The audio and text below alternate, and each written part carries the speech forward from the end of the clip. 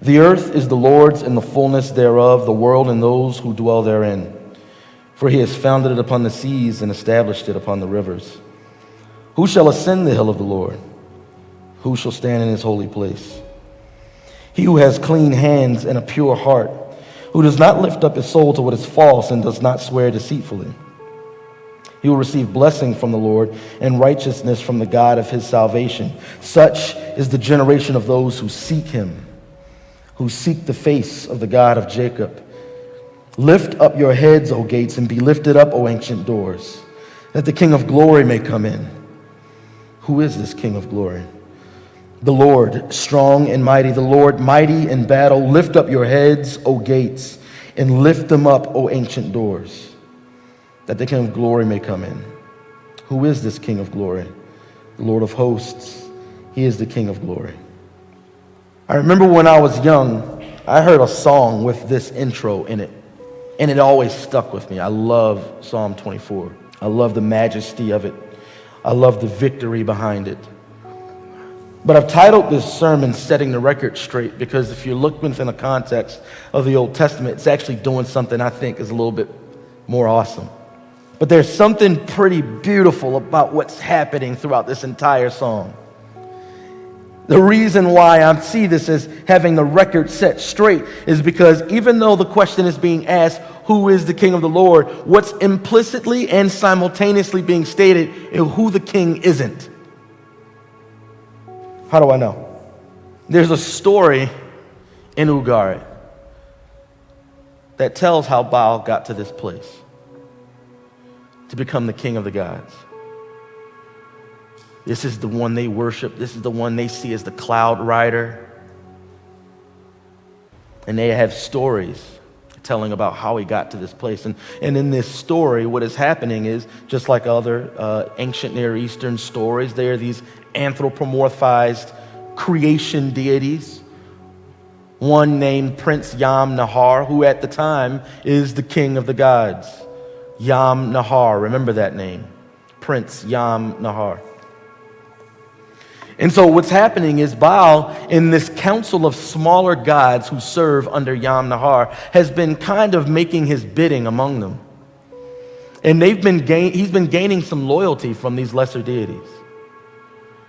Yam gets wind of this. And in his council gathering, he actually calls for Baal.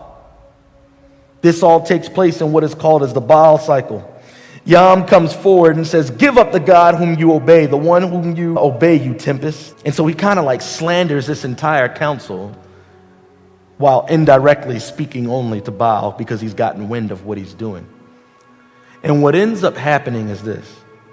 Since all the little smaller gods recognize that the head honcho just caught wind of what they're doing, they begin to cower and they put their heads low. It says in ancient Ugarit, it says the gods lowered their heads onto their knees and onto the thrones of their princeships. And so as a result of this, Baal is seeing this. He's seeing his loyal ones cower out and fall down, and he decides to stand firm. He actually gets angry and he rebukes these lower gods. Listen to what he says. Why, O gods, have you lowered your heads onto your knees and onto the thrones of your princeships? I see, gods, that the tablets of Yam's messengers of the embassy ruler Nahar are humiliating you. Lift up, O gods, your heads from on your knees, from the thrones of your princeships, and I shall answer the message of Yam, the embassy of ruler Nahar. We have a story of a surrounding culture telling about how this God became king of the gods. And now we have a psalmist setting the record straight. Not just with the truth, but I'm going to use language you all are familiar with. You know the story of Baal telling his lower deities to lift up their heads. We don't need to say that with Yahweh's counsel. They're faithful to him. Lift up the gates. Let the ruler walk in. But it gets even better. See, in these ancient Near Eastern faiths, gods became gods by killing other gods. And you see, things like the sky and the sun and the water being anthropomorphized into these gods. So what ends up happening is Baal gives his rebuke to these gods. He ends up finally challenging Prince Yam-Nahar. He kills him, and then he is established as king of the gods. So Baal, he killed Prince Yam-Nahar, who was previously king of the gods, and now Baal is king of the gods. Let me read the first verse for you while I interchange some of the original Hebrew in some of the verse. The earth is the Lord's and the fullness thereof, the world and those who dwell therein. For he has founded it upon Yam and established it upon Nahar. Seas, the rivers. You think your nice, cute story about the seas and the river gods fighting and dying and becoming God. No. The earth is the Lord's. The world and those who dwell therein, everything in the earth belongs to him. He has never battled against any one of your so-called gods. As a matter of fact, he established the world on them. This is language of subjugation.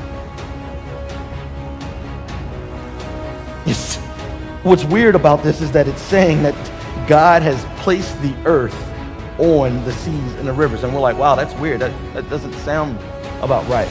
But it's showing just how low these so-called gods are. As a matter of fact, they're just creations who serve the Creator. He has placed the earth on their backs, and they serve him continually.